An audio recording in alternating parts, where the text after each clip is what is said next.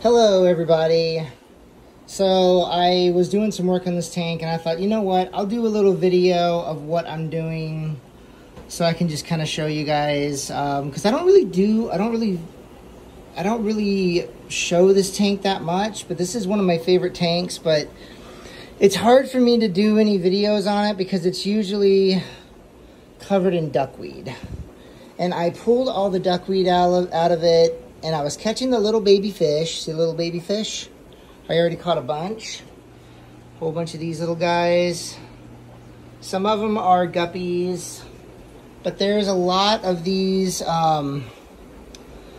goodeids. I can't remember the name. It's like I think it's like, the common name is like the red-tailed goodeid. I don't know. Anyways, that doesn't matter right now. I'm just kind of showing you guys my tank. So I got these wild type mollies, which are right here. Those guys are over here saying hi. And then I got your common molly. I threw them in there so they can breed with the wild type, because the wild type, it's a hyphen. If I can find the male, I'll show you guys. So then of course Siamese algae eater you just saw. This tank is a lot of fun. So I've got about I think it's four. As you can see back there, the little, right there, little pea puffer kind of hanging out. And I would love it if I can see some babies in here of the pea puffers. I'm sure there will be babies eventually, because I mean, this tank is super cool. I love this tank. It's got all of this rakia. Oops, I scared the guys.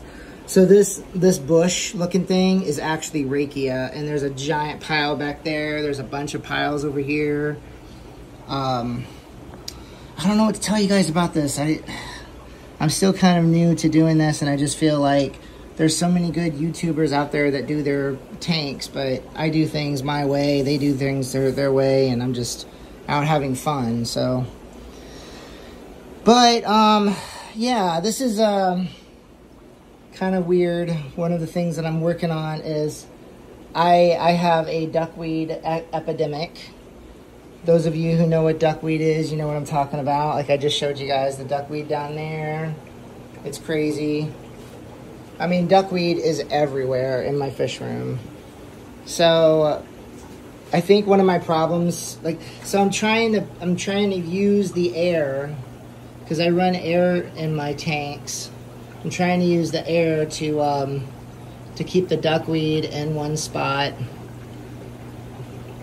And I'm really into the whole, like, I don't know. I like the way things, I like making stuff, the DIY stuff, you know.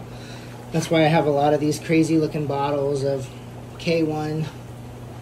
It is a good multimedia kind of thing to, I think it's pneumonia. I think it helps to make pneumonia not so poisonous. I don't think I have a problem with that in my tanks, but it's in there anyways. And it also has bacteria growing on it too. That's the other thing it does.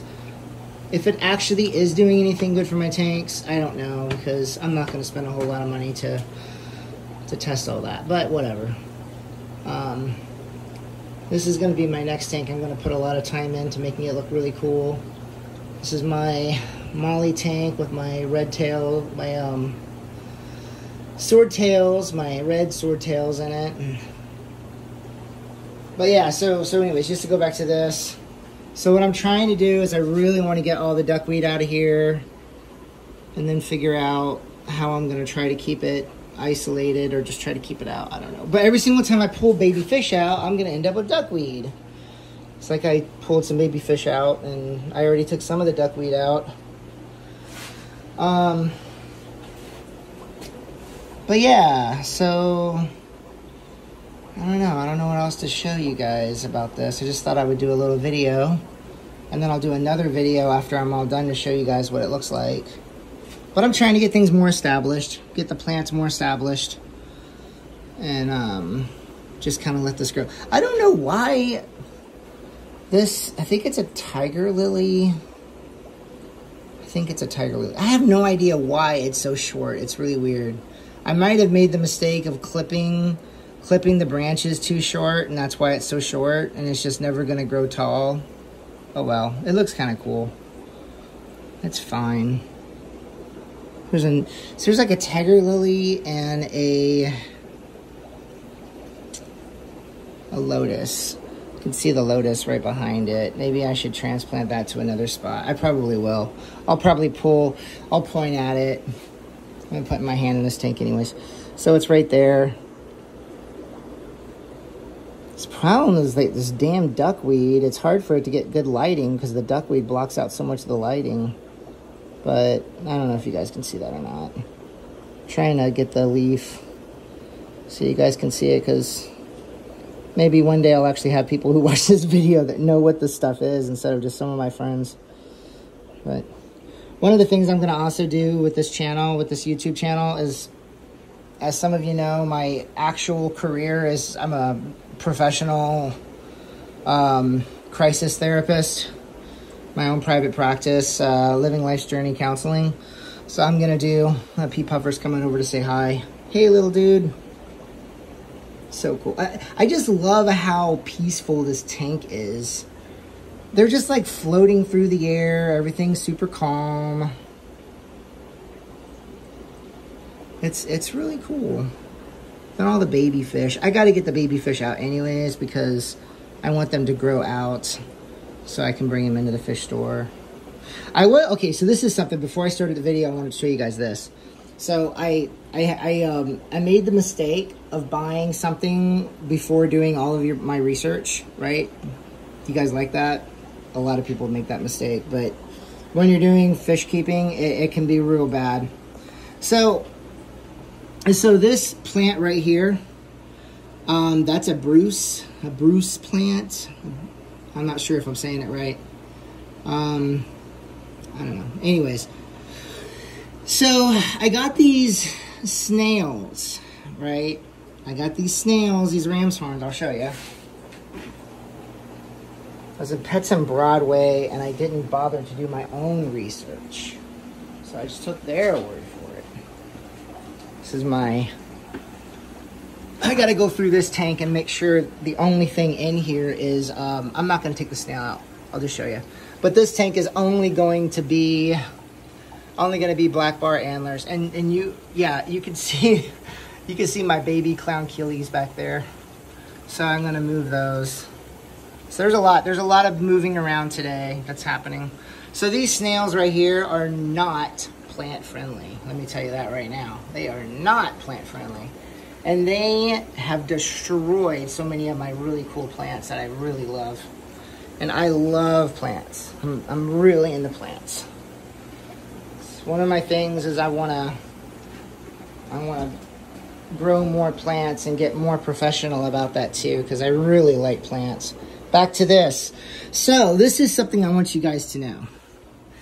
Even if you've got a plant that is down to a stem, don't throw that plant away.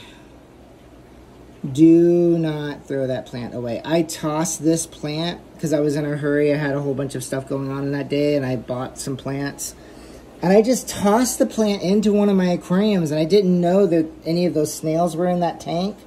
And there was evidently one snail in that tank, and sure enough, it ate it down to a stem.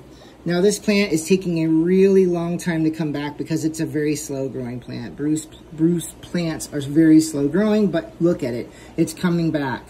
I super glued it to this rock probably more than a year ago, and I found it in one of my aquariums that I was working on, and it had those snails in there, and yeah. So there's none of those snails are in this tank. First of all, P Puffers. P Puffers are awesome. Love them. An aquarium like this, they will work for you to get rid of snails. An aquarium like this, which I just put all the substrate in there, so it's still doing its thing. It's a mess. An aquarium like this, those guys will destroy your P Puffers, so don't play that game. Yeah, P Puffers need to be with very peaceful fish. Which, I mean, the only reason why this works is because this tank is so big. Otherwise, I think the P Puffers would probably chew up my, because I do have a couple of guppies in here.